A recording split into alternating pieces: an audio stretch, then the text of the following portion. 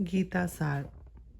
श्री भगवान ने कहा, अर्जुन, जिसका प्राण चला गया है अथवा जिसका प्राण अभी नहीं गया है, ऐसे मरे हुए अथवा जीवित किसी भी देहधारी के लिए शोक करना उचित नहीं है, क्योंकि आत्मा अजन्मा, अजर, अमर तथा अभेद है।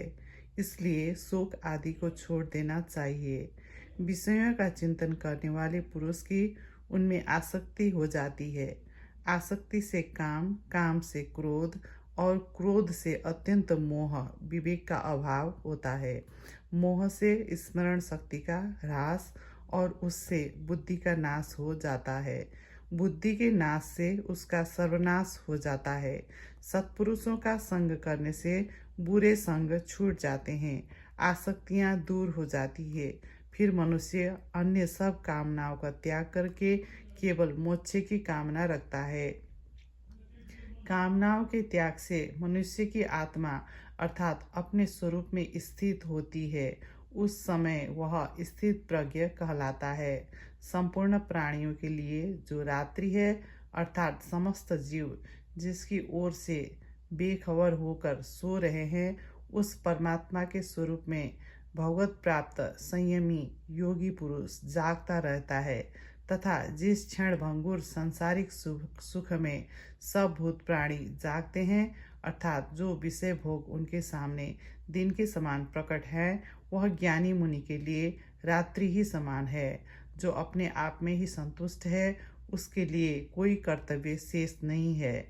इस संसार में उस आत्माराम पुरुष को न तो कुछ करने से प्रयोजन है और न करने से ही। महाबाहो, जो गुण विभाग और कर्म विभाग के तत्व को जानता है, वह यह समझकर कि संपूर्ण गुणों में ही बरत रहे हैं, कहीं आसक्ति नहीं होता।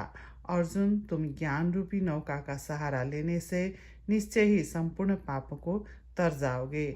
ज्ञान रूपी अग्नि सब कर्मों को जलाकर भस्म कर डालती है। जो सब कर्मों को परमात्मा में अर्पण करके आसक्ति छोड़कर कर्म करता है, वह पाप से लिप्त नहीं होता। ठीक उसी तरह जैसे कमल का पत्ता पानी से लिप्त नहीं होता, जिसका अंतकरण योग युक्त है, परमानंदमय परमात्मा में स्थित है तथा जो सर्वत्र समान दृष्टि रखने वाला है, वह योगी आत्मा को संपूर्ण भूतों में तथा संपूर्ण भूतों को आत्मा में देखता है। योग भ्रष्ट पुरुष शुद्ध आचार विचार वाले श्रीमानों धनवानों के घर में जन्म लेता है। तात कल्याण में शुभ कर्मों का अनुष्ठान करने वाला पुरुष कभी दुर्गति को नहीं प्राप्त होता। मेरी यह त्रिगुणमयी माया अलौकिक है, इसका पार पाना बहुत कठिन है। जो केवल मेरी शरण लेते हैं वे ही इस माया को लांघ पाते हैं। भरत श्रेष्ठ, आर्त, जिज्ञासु, अर्थार्थी और ज्ञानी, ये चार प्रकार के मनुष्य मेरा भजन करते हैं। इसमें से ज्ञानी तो मुझसे एकीभूत होकर स्थित रहता है। अविनाशी परम तत्व सच्चिदानंदमय परमात्मा ब्रह्म है। स्वभाव अर्थात जीवात्मा को अध्यात्म कहते हैं। भूतों की उत्पत्ति और वृद्धि करने वाले विसर्ग का यज्ञ, दान आदि के निमित्त किए जाने वाले द्रव्यादि के त्याग का नाम कर्म है। विनाशशील पदार्थ अधिभूत है तथा पुरुष हिरण्यगर्भ अधिदैवत है। देहधारियों में श्रेष्ठ अर्जुन, इस देह के भीतर मैं वासुदेवी अधियज्ञ हूँ। अंतकाल में मेरा स्मरण करने वाला पुरुष मेरे स्वरूप को प्राप्त होता है, इनमें तनिक भी संदेह नहीं है। मनुष्य अंतकाल में जिस जिस भाव का स्मरण करते हुए अपने देह का परित्याग करता है, उसी को वह प्राप्त होता है। मृत्यु के समय जो प्राणों को भौहों के मध्य में स्थापित करके ओम इस एक अक्षर ब्रह्म का उच्चारण करते हुए देह त्याग करता है, वह मुझ परमेश्वर की को ही प्राप्त करता है। ब्रह्मा जी से लेकर तुच्छ कीट तक जो कुछ दिखाई देता है, सब मेरी ही विभूतियाँ हैं। जितने भी श्री संपन्न और शक्तिशाली प्राणी है, सब मेरे अंश है। मैं अकेला ही संपूर्ण विश्व के रूप में स्थित हूँ। ऐसा जानकर मनुष्य मुक्त हो जाता है। यह शरीर क्षेत्र है, जो इसे जानता है उसको क्षेत्रज्ञ कहा गया है। क्षेत्र और क्षेत्रज्ञ को जो यथार्थ रूप में जानता है, वही मेरी मत में ज्ञान है। 5 महाभूत अहंकार, बुद्धि, अव्यक्त, मूल प्रकृति, 10 इंद्रियां, एक मन, 5 इंद्रियों के विषय, इच्छा, द्वेष, सुख, दुख, स्थूल शरीर, चेतना और धृति यह विकारों सहित क्षेत्र है जिसे यहाँ संक्षेप में बतलाया गया है।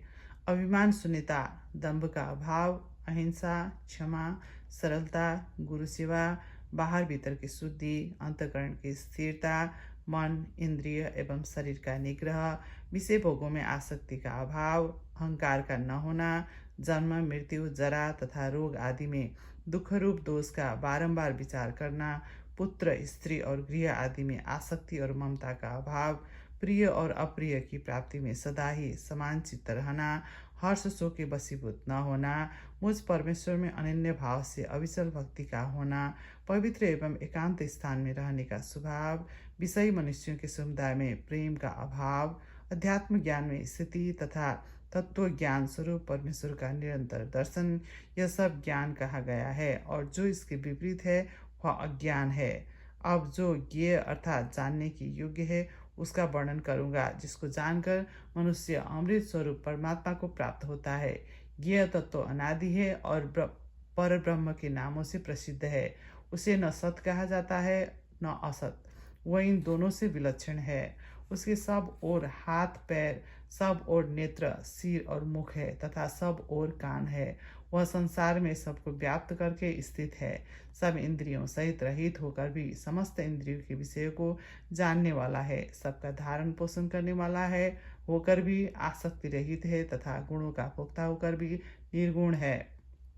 वह परमेश्वर संपूर्ण प्राणियों के बाहर और भीतर विद्यमान है। चर और अचर सब उसी के स्वरूप है। सूक्ष्म होने के कारण वह अविज्ञेय है।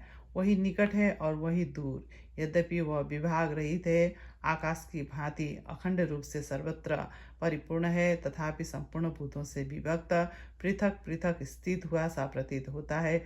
उसे विष्णु रूप से सब प्राणियों का पोषक, रुद्र रूप से सबका संहारक और ब्रह्मा के रूप से सबको उत्पन्न करने वाला जानना चाहिए। वह सूर्य आदि ज्योतियों की भी ज्योति प्रकाशक है। उसकी स्थिति अज्ञान में अंधकार से परे बतलाई जाती है। वह परमात्मा ज्ञान स्वरूप जानने के योग्य, तत्व ज्ञान से प्राप्त होने वाला और सबके हृदय में स्थित है। उस परमात्मा को कितने ही मनुष्य सूक्ष्म बुद्धि से ध्यान के द्वारा अपने अंतःकरण में देखते हैं। दूसरे लोग सांख्य योग के द्वारा तथा कुछ अन्य मनुष्य कर्म योग के द्वारा देखते हैं। इनके अतिरिक्त जो मंद बुद्धि वाले साधारण मनुष्य है, वे स्वयं इस प्रकार न जानते हुए भी दूसरे ज्ञानी पुरुषों से सुनकर ही उपासना करते हैं। वे सुनकर उपासना में लगने वाले पुरुष भी मृत्यु रूप संसार सागर से निश्चय ही पार हो जाते हैं। सत्वगुण से ज्ञान, रजोगुण से लोभ तथा तमोगुण से प्रमाद, मोह और अज्ञान उत्पन्न होते हैं। गुण ही गुणों में बरतते हैं। ऐसा समझकर जो स्थिर रहता है, अपनी स्थिति से विचलित नहीं होता, जो मान अपमान में तथा मित्र और शत्रु पक्ष में भी समान भाव रखता है, जिसने कर्तृत्व के अभिमान को त्याग दिया है, वह निर्गुण गुणातीत कहलाता है। जिसकी जड़ ऊपर की ओर अर्थात परमात्मा है और शाखा नीचे की ओर यानी ब्रह्मा जी आदि है। उस संसार रूपी अश्वत्थ वृक्ष को अनादि प्रवाह रूप से अविनाशी कहते हैं। वेद उसके पत्ते हैं। जो उस वृक्ष को मूल सहित यथार्थ रूप से जानता है, वही वेद के तात्पर्य को जानने वाला है। इस संसार में प्राणियों की दृष्टि दो प्रकार की है। एक है दैवी, देवताओं के से स्वभाव वाली, और दूसरी आसुरी, असुरों के से स्वभाव वाली। अतः मनुष्यों के अहिंसा आदि सद्गुण और क्षमा दैवी संपत्ति है। आसुरी संपत्ति से जिसकी उत्पत्ति हुई है, उसमें न शौच होता है न सदाचार। क्रोध, लोभ और काम ये नरक देने वाले हैं। अतः इन तीनों का त्याग देना चाहिए। सत्व आदि गुणों के भेद से यज्ञ, तप और दान तीन प्रकार के माने गए हैं। सात्विक, राजस और तामस। सात्विक अन्न, आयु, बुद्धि, बल, आरोग्य और सुख की वृद्धि करने वाला है। तीखा और रूखा अन्न राजस है, वह दुख, शोक और रोग उत्पन्न करने वाला है। अपवित्र, जूठा, दुर्गंध युक्त और नीरस आदि अन्न तामस माना गया है। यज्ञ करना कर्तव्य है, यह समझकर निष्काम भाव से विधि पूर्वक किया जाने वाला यज्ञ सात्विक है। फल की इच्छा से किया हुआ यज्ञ राजस और दंभ के किया जाने वाला यज्ञ तामस है। श्रद्धा और मंत्र आदि से युक्त एवं विधि प्रतिपादित जो देवता आदि की पूजा तथा अहिंसा आदि तप है, उसे शारीरिक तप कहते हैं। अब वाणी से किए जाने वाले तप को बताया जाता है, जिससे किसी को उद्वेग न हो। ऐसा सत्य वचन, स्वाध्याय और जप यह वांग्मय तप है। चित्त शुद्धि, मौन और मनोनिग्रह ये मानस तप है। कामना रहित तप, सात्विक फल आदि के लिए किया जाने वाला तप राजस तथा दूसरों को पीड़ा देने के लिए किया हुआ तप तामस कहलाता है। उत्तम देश, काल और पात्र में दिया हुआ दान सात्विक है।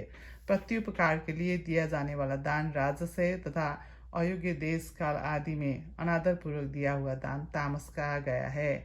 ओम, तत् और सत ये पर ब्रह्म परमात्मा के 3 प्रकार के नाम बताए गए हैं। यज्ञ, दान आदि कर्म मनुष्य को भोग एवं मोक्ष प्रदान करने वाले हैं।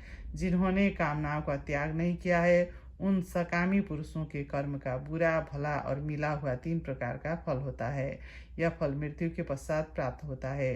सन्यासी, त्यागी पुरुषों के कर्मों का कभी कोई फल नहीं होता। मोहवश जो कर्मों का त्याग किया जाता है वह तामस है। शरीर को कष्ट पहुंचाने के भय से किया हुआ त्याग राजस है तथा कामना के त्याग से संपन्न होने वाला त्याग सात्विक कहलाता है। अधिष्ठान कर्ता, भिन्न भिन्न करण, नाना प्रकार की अलग अलग चेष्टाएं तथा दैव ये पांच ही कर्म के कारण है। सब भूतों में एक परमात्मा का ज्ञान सात्विक, भेद ज्ञान राजस और अतात्विक ज्ञान तामस है। निष्काम भाव से किया हुआ कर्म सात्विक, कामना के लिए किया जाने वाला राजस तथा मोहवश किया हुआ कर्म तामस है। कार्य की सिद्धि और असिद्धि में सम निर्विकार रहने वाला कर्ता राज सात्विक, हर्ष और सुख करने वाला राजस तथा सट और आलसी कर्ता तामस कहलाता है।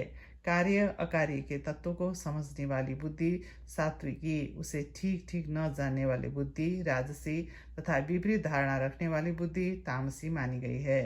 मन को धारण करने वाली धृति सात्विकी, प्रीति की कामना वाली धृति राजसी तथा शोक आदि को धारण करने वाली धृति तामसी है। जिसका परिणाम सुखद हो वह सत्व से उत्पन्न होने वाला सात्विक सुख है।